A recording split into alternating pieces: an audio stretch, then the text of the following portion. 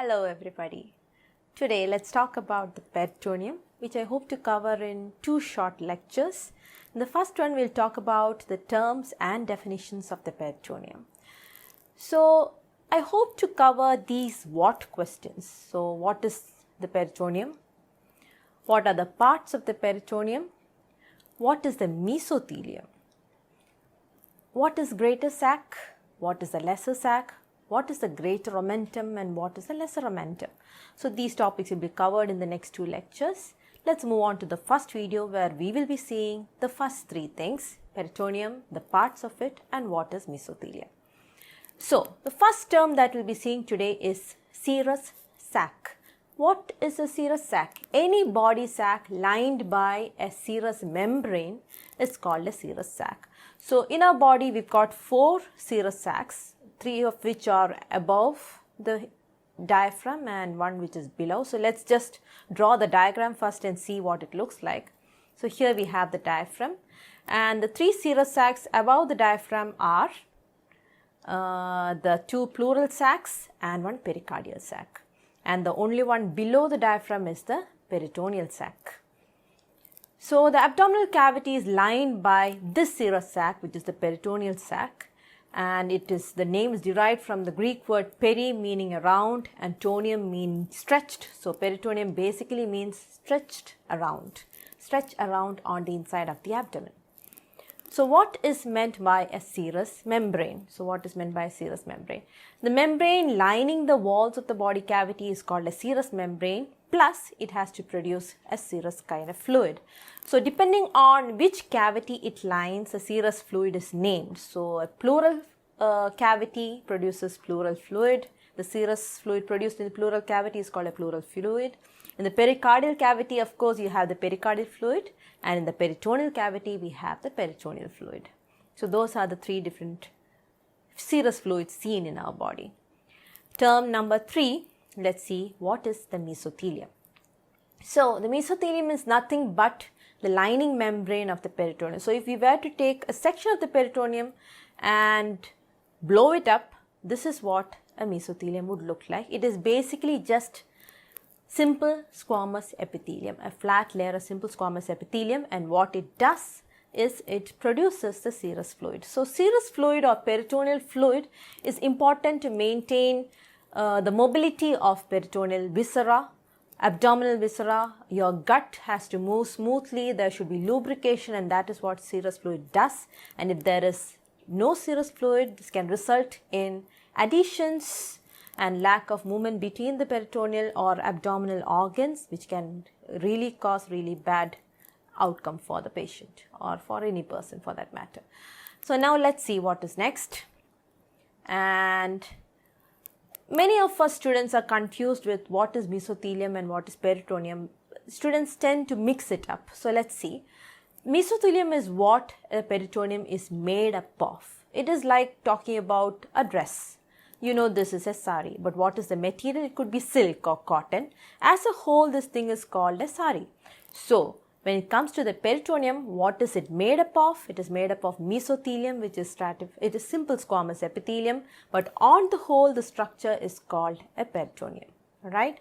Now let's talk about the parts of the peritoneum, and for that, the most common analogy that I've seen and that we used to teach is a fist and a balloon. So we'll need a fist and a balloon for this part. Now, the balloon has a rubber on the outside. It is usually latex, and on the inside it is filled with air, and that is very similar to the peritoneum, as we will see.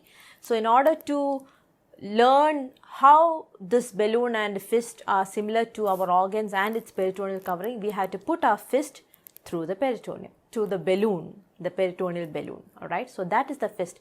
So in this state, we will be tempted to think that the fist is inside the balloon, but actually it is not. The fist is not actually inside the balloon, because the fist is indenting into the balloon and there is an intervening layer of rubber.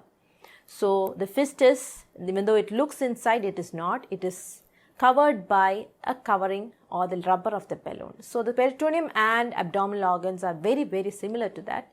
Now let's see. Let's take a section of the peritoneum or the abdomen and let's label the parts. So we have the rubber on the outside of the balloon, which is similar to the peritoneum, covering the inside of the abdomen as well as the organs. And let's put the fist through it, and that is how abdominal organs or the viscera grow into the peritoneum from the posterior abdominal wall. So this is how it grows into it, and it is covered by the peritoneum. And that helps us understand the parts of the peritoneum. Let's compare the parts with our fist and the balloon.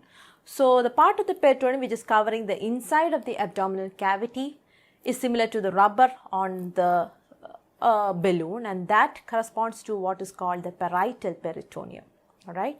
Now the part of the peritoneum which is around the viscera, the gut or the organ, is similar to the part of the balloon in contact with the fist. Now that is called visceral peritoneum. And now there is a small stalk of peritoneum, a double layered peritoneum that you can see here, which is connecting, or which is the common, which is where the parietal and the visceral peritoneums become continuous with each other, and that is called the mesentery or the mesocolon or the mesosalpinx or whatever, depending on the organ which it connects, and that corresponds to the part around the wrist. Now what about the air within the balloon? That is occupied by peritoneal space within the peritoneal cavity filled with peritoneal fluid. So these are the parts of the peritoneum. Let's see the descriptions. So the parietal peritoneum stretches over the inner surface of the abdominal cavity or the abdominal wall, all over there. The visceral peritoneum is stretched around the outer surface of the viscera or the abdominal organs, and the mesentery suspends the organs as well as the gut from the posterior abdominal wall.